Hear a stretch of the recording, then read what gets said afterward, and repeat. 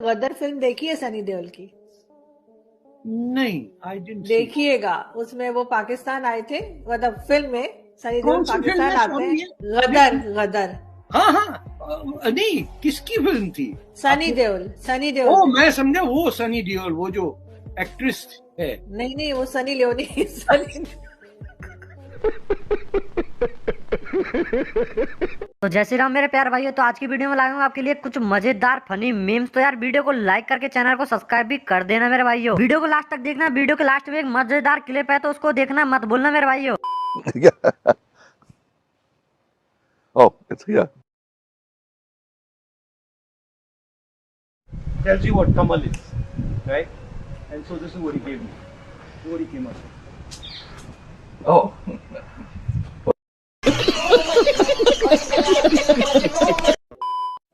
आप खेल को छोड़ सकते हैं, लेकिन यहाँ पर खेल छोड़ते नहीं है। कहते हैं शाहरुख, मुझे गले लगा लो।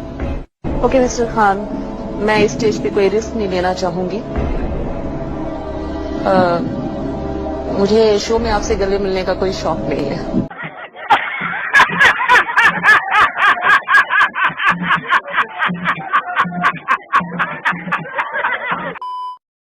वन वर्ड में आपको आंसर करना है। इरफान, आपसे शुरू करती हूँ। Pakistan. One word. Yeah. 1 minute. Bowling. Dangerous. Dangerous. No, dangerous. They are a very, very dangerous side.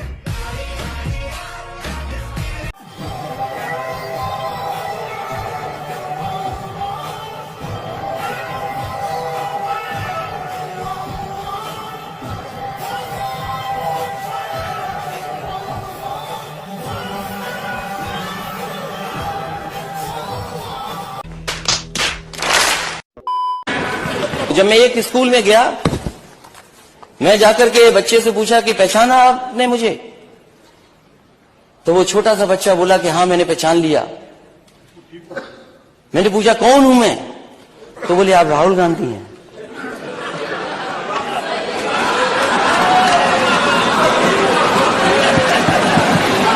सोचिए आप,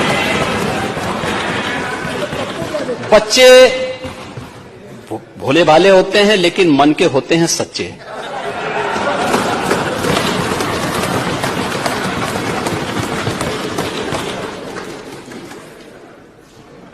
जो बोला होगा बहुत सोच समझ के ही बोला होगा।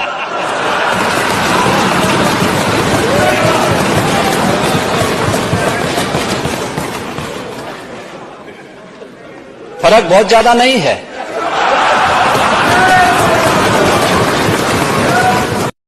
है उन्होंने सुनिए ध्यान से। गांधी ने हमारी सेना कमजोर है कहीं कहा तो बताइए मुझे।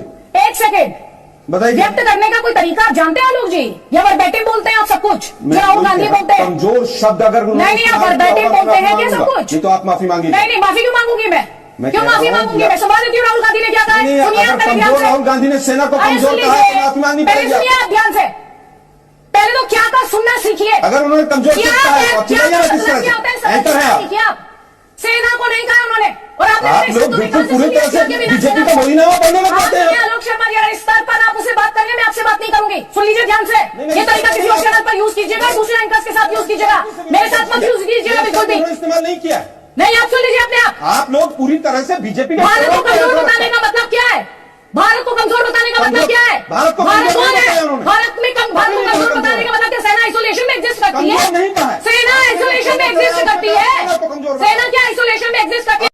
चल तुझे एक अवसर और दिया जाता, तो इन पांचों में से किसी को चुन ले और अगर तू उसे हरा देगा तो राज्य तेरा। कितना बड़ा स्टेटमेंट है, सोच के देखिए आप। लेकिन सलाम कीजिए सुयोधन को भी। योद्धा मिला तो क्या पांडवों को। नाम सुयोधन है, उसका दुर्योधन नहीं है। एजेंडा फिक्सिंग में कर दिया गया है। वो चाहता तो अपने समय के सर्वश्रेष्ठ गदाधारी भीम को छोड़ के नकुल को चुन सकता था, सहदेव को चुन सकता था। अर्जुन जो बेहतर नहीं थे गदा चालन में, तीर में ज्यादा थे, उन्हें चुन सकता था। युधिष्ठिर जो भाला अच्छा चलाते थे, गदा कम चलाते थे, उन्हें चुन सकता था। लेकिन उसने अपने समय के सर्वश्रेष्ठ गदाधारी भीम को चुना। और उसमें भी जब इतना लंबा युद्ध चला और उसकी जंगा तोड़ने का संकेत कृष्ण ने किया, जो कि संगत नहीं था।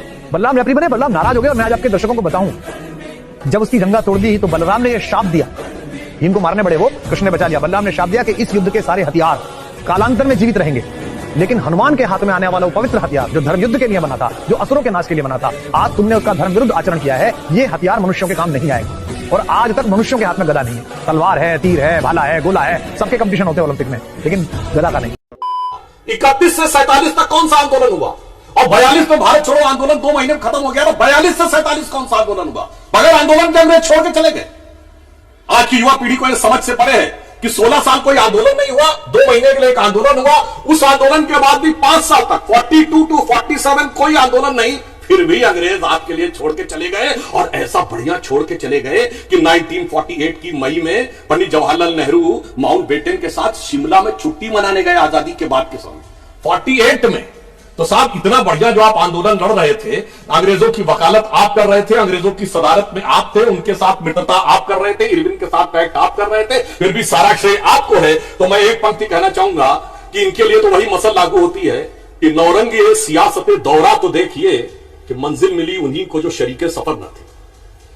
24 में कुछ फायदा है क्या भारत जोड़ो यात्रा से? कोई ऐसा? सर देखो ऐसा होता है, जितने लोग यहाँ खड़े हैं उसमें से आधे लोग ऐसे होंगे जो कांग्रेस को वोट नहीं देंगे। क्या बोला तूने? लेकिन सिर्फ राहुल गांधी को देखने आए हैं वो लोग। क्यों?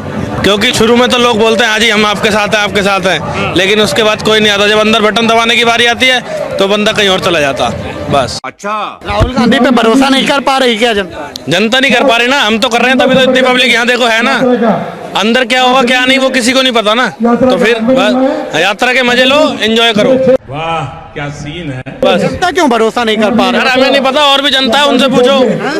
आपको भरोसा है राहुल? अरे भैया हमें नहीं पता, हम भाजपा को वोट देते, हम तो देखने आए हैं।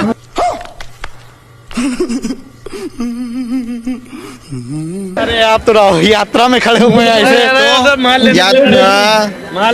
वेले खड़े माल का इंतजार कर रहे हैं, तो हमने कहा देख लें उसे भी कैसा लगता है।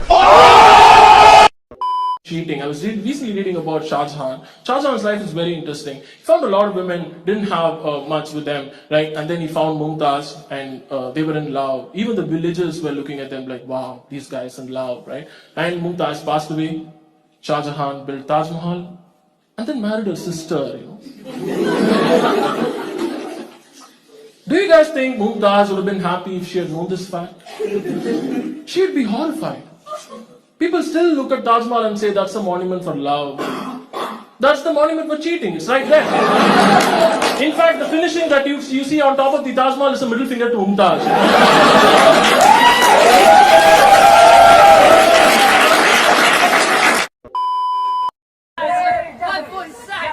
Hare